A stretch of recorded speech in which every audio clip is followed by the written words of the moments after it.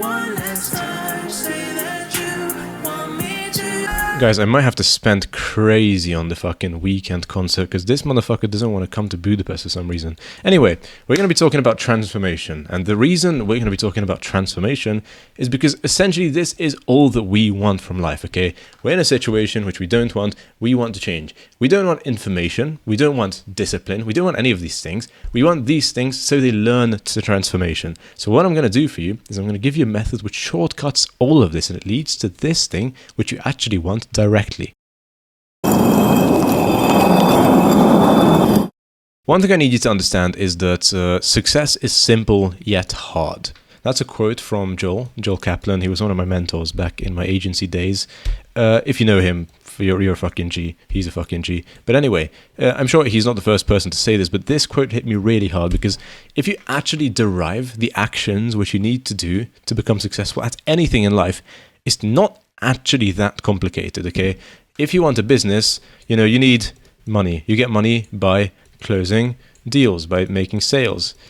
You get sales by inquiring, closing people on meetings, okay? You get meetings by sending people messages, okay? You send messages by typing on your computer. Like, you can derive everything. Okay, I send 1,000 messages a day. I have an open rate of 10%. I have a response rate of 50%. That means I'm going to get, 50 people messaging me. Maybe I make 20 meetings out of that. My close rate is 40%, which means I'm going to get like 8 sales out of that. So, okay, I need to send, you can actually fucking mathematically work through the whole equation. I just made it for you. The point is, life is going to happen to you when you're doing this. This is realistically simple, but the thing is, if you consider that you have a life, you have to eat, you have to drink, you probably have a desire to be in a relationship with friends, family, and also platonic relationships, and then you also consider that, you have things coming up, you have things that you didn't calculate for, you have health, you have emergencies, etc., etc. It becomes fucking complicated because doing this day in, day out, despite your mood, despite your circumstances and everything, is really fucking hard. And that made us develop methods like, you're going to go to therapy, and therapy is going to help you manage your emotions and shit like that.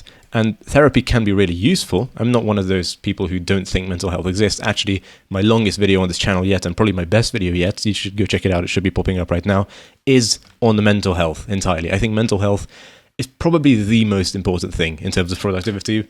A lot of people won't agree with me, but that's fine. I just believe this. After breaking through so many glass ceilings and helping dozens of people, this is what I realized. But anyway, people also have, their kind of methods like, stoicism, which used to be like a based thing, like Marcus Aurelius, Seneca, etc. These kind of people actually made it work and it makes sense. The way most people use it nowadays, or they think of stoicism, is, you don't feel emotions. You have this fucking Tommy Shelby montage. You don't feel emotions anymore. Whether you're happy, whether you're sad, you just don't feel emotions anymore. This is how people... It's rather gone into... you don't feel emotions anymore. It's rather gone into like a emotional neglect type of thing than what it really is. It's understanding non-duality at its core, but people just think that it's ignoring your emotions, which it couldn't be further from. And therapy as well, although again, I'm not like trying to diss therapy in any shape or form, but actually I kind of am, because realistically most people who go to therapy don't really need it. A lot of times you don't get what you want out of therapy. The reason people go to therapy in the first place is to change their lives, right? They want a transformation, but the thing is, there's a long chain of events that needs to happen in order for that to actually occur.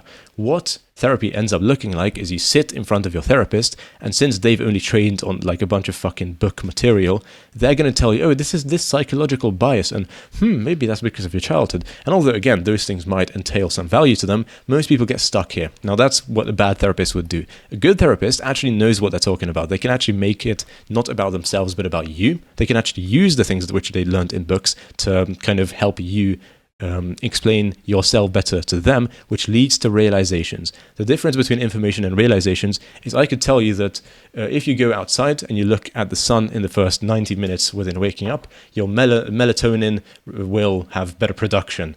Now that might be like, okay, cool. But if I tell you something like that actually like touches you emotionally, it's a bit more than just information. You put the dots together in your existing knowledge base, I guess, in your brain, you're like, oh shit, that would mean that I would actually work better. Oh, I could also go outside because, my room is kind of close to the sun, close to the balcony, sorry, so it would be kind of easy. You kind of attach it to existing pieces of knowledge in your mind. And that's why a good therapist needs to probe, it needs to understand more about you, because I could tell you all of the things which you need to be successful, just like here.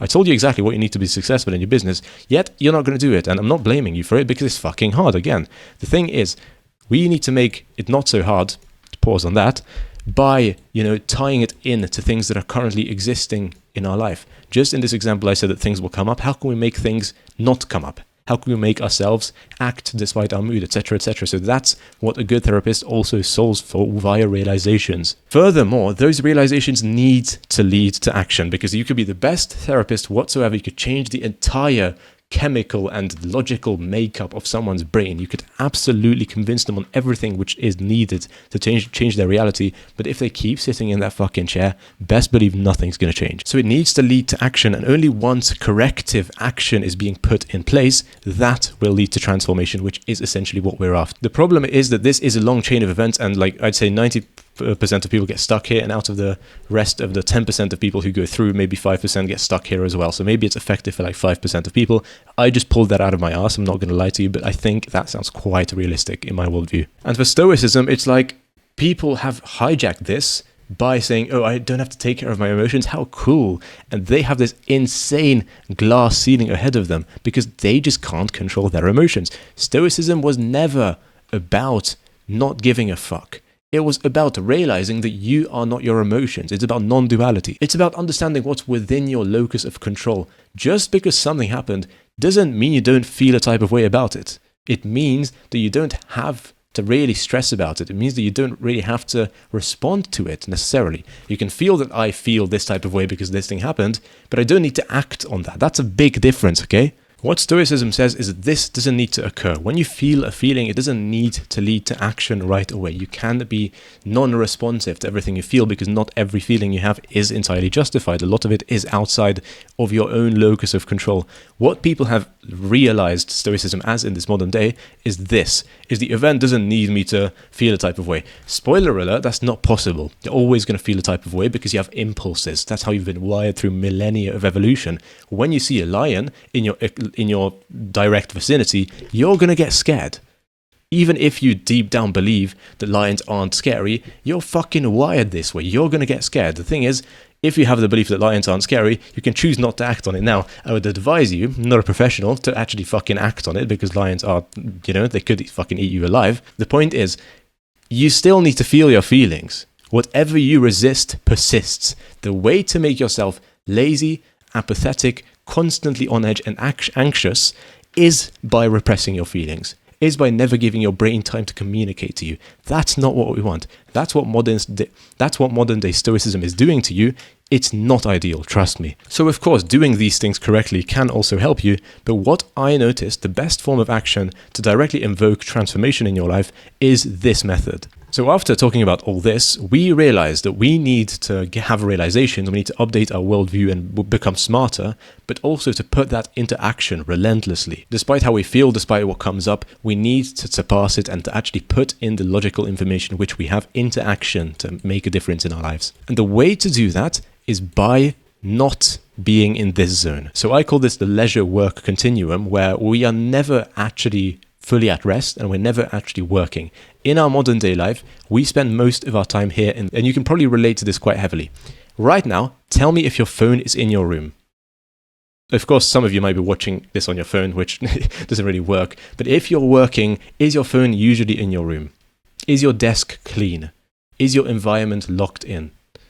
If you aren't, you're never actually working. You're never in this area, okay? You're always in this kind of area because you're checking your messages, you're always getting, disturbed by your friends, you're getting alerted by notifications every single time they get delivered to you. You're never fully locked in. You can't enter a flow state like that. If you really want to understand how to get locked in and how to get into this mode 100% of the time, look at this video in the top right corner. Maybe it's that side actually of the screen. It should be popping up right now. I explain how to lock in from A to Z. But the reason this is so important, so that you either spend your time in full leisure mode or full work mode, is because if you're constantly in the middle, whenever you're working, you're guilty because you're getting distractions and you're not even working close to your 100% potential.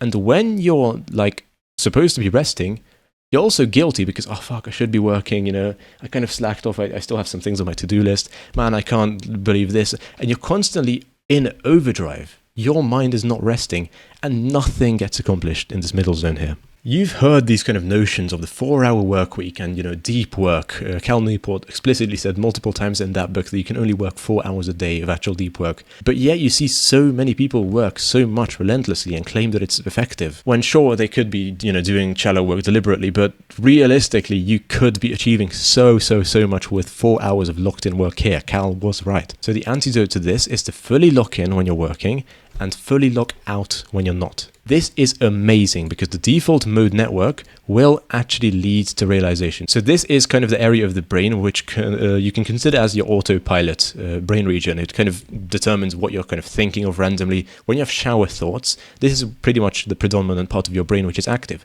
When you're not really thinking about anything, if you ever try to meditate, you know that you're still getting thoughts.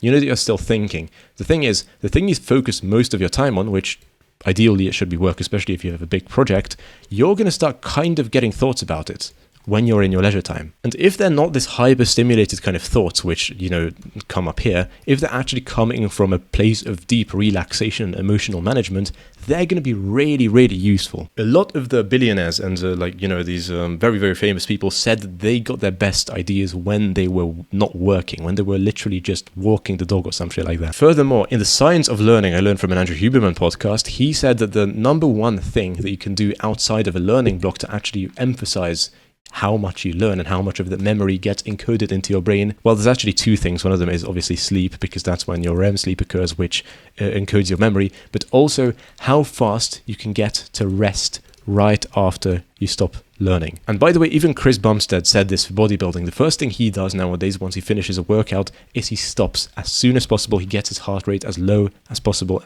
ASAP. It turns out if your heart rate is high, if you're a bit anxious, if you're on edge, if you're fidgety, you're not really getting any of the benefits you would otherwise get from being here, fully being rested. Even Mike Israel says, who is an exercise scientist, that the best thing you could be doing on a rest day is literally anything that gets you relaxed. Playing your favorite video game, even eating like a pizza, if that's what puts you in a 100% relaxed zone, that's the best thing you could do for muscle production. And it's the same with psychological learning as well. That's when your brain is fully turned off and it's actually like repairing your neurons and whatnot. Also, if you're fully locked out, that's when all of the emotional management starts coming up. What we talked about up here with the stoicism example, this isn't stoicism. Stoicism is letting your emotions communicate to you, because as we said in the lion example, these emotions are messengers. They're trying to tell you something. If you start listening to them, if you start literally lying on the couch 30 minutes each day doing nothing, 100% leisure, that's when you're going to be getting the best ideas. That's when your emotions, the innate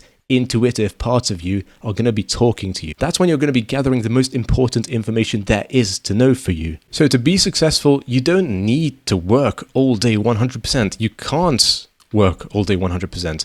The best people who actually know what they're doing in life and know what they want do this approach. They don't give a fuck when they're not working. They're fully clocked out, they're playing sports, they're doing this, and they're actually giving their minds time to rest. Even Stephen Bartlett from the Diary of a CEO said that he wants to spend more time in the clouds in his new diary episode. He said that every time he goes fishing or something, when he 100% turns off and doesn't really think about business, he gets the best ideas. He can feel this deep sense of relaxation, which is so healing emotionally and health-wise as well. And I know you usually hear these kind of stories like these very successful people saying, I only would sleep like 4 hours, and how much they slept in like this 1 week and how hard they work. The reason they say that is because that's what's kind of glorified. That's what gets them views. But they also very deeply understand this concept of playing hard and working hard, or rather resting hard and working hard. And finally, once you do enter that deep work block, which you've scheduled for yourself, which you have a to-do list for, which you've set the intention for, which you're physiologically ready for, you don't give a fuck. You literally lock yourself in, you lock your room, pull the blinds down, clean your space, one task, coffee, nicotine if you need it, I don't give a fuck, but you work. That's all you do. And one rule I have for myself is when I'm working, I don't allow myself to feel guilty for not resting enough. And when I'm resting, I don't allow myself to feel guilty for not working enough.